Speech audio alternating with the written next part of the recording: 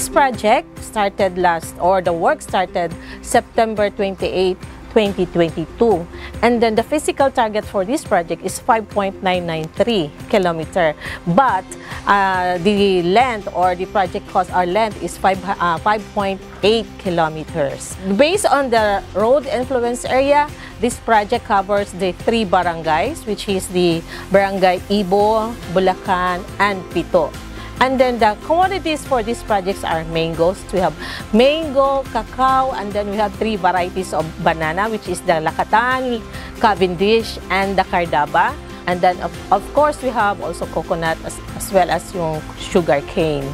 And this project, we have plenty of indigenous people, especially in Barangay Pito, and we have the community of the indigenous people.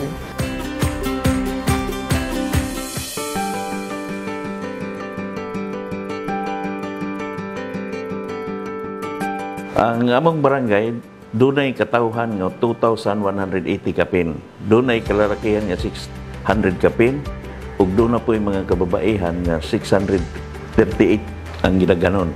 Dining barangaya, kasagaran na ni Moyo, taga Kaulo tribe. Belongs ni sa kuan, IP barangay. Ang trabaho sa among mga katawhan dinhi pagpanguma ug pagpanghurnal ra gyud. Kung sa kuan pa liburer. Unya, doon na sila yung mga tanom, mga mangga, mga nagkadaiyang mga prutas, lubi o mga mais, saging o kakao. Dinhi, nagproblema na sila gumikan kay ang paggawas o pagbaligya sa ilang mga produkto, maglisod in taon kay wa may kaagian. Lisod kay ang among agianan kaniadto. Mao na nga kaming tanan diri nangandoy og pinaagi sa tabang sa municipal local officials nga among gipangayuan og ginabang ilaming giayudahan og pinaagi sa pagduot sa maong hangyo ngadto sa among labaw nga sa probinsya ug mao to nga nideklara sila nga gitabangan ta og kini among ipaabot sa PRDP ug karon ma-realize na gini sukad masukad karon pa gyud mahitabo nga ang barangay nato makatagamtam na gyud tag maayong agianan. Pinaagi na ining proyekto ha. When we submitted the proposal for this project, we have plenty of challenges. So one of these is yung mga road right-of-way. But with the help of Barangay Local Government Unit and the Provincial Local Government Units, and then with the help or the commitment of the community, parang nalampasan namin. Ang usa sa mga dakong contributor sa success kining communication sa atoang mga stakeholders kay di man mo lampos o dili mo succeed ang usa ka project just like any other projects na gi-implement sa province kung walay coordination, walay isaktong communication.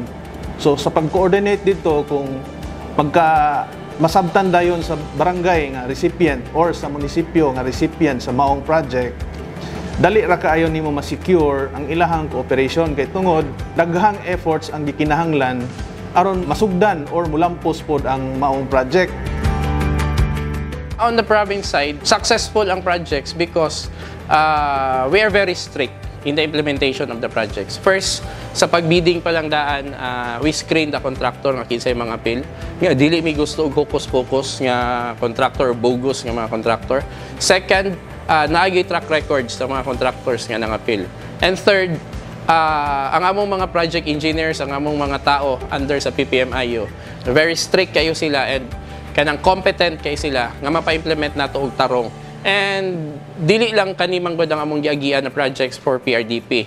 We really protect the integrity of the province and we also protect the reputation of the province of Davao del Sur sa PRDP na once na mag-grant ang among gipang request nga mga projects and PRDP can be assured na ang pag-implement sa projects mahuman og kompleto og guwapo og nindot jud kayo per sa ato ang specification sa plans and programs nga gihimo.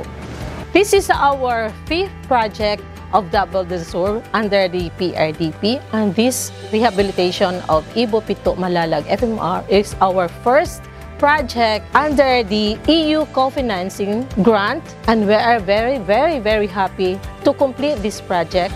Looking forward for more project with PRDP. Again, maanyag na kabuntagon sa atong tanan. We love Davao del Sur. I'd like to thank the World Bank and the Department of Agriculture for the previous PRDP projects. As in all of our projects and through the years, I can all modestly say that we have been doing fairly good jobs. The reason for this is that we always think of the beneficiaries. Ang mga trabaho natin dapat ikakasaya ng mga tao at kailangan pang matagalan. Our goal is to make Davao del Sur a maanyag nga paraiso. How can we achieve this if we produce ugly projects? Hence, please, World Bank, European Union, and Department of Agriculture, we need your help. We need more concreted roads. I assure you, future projects will be as beautiful as the previous ones. Salamat, PRDP!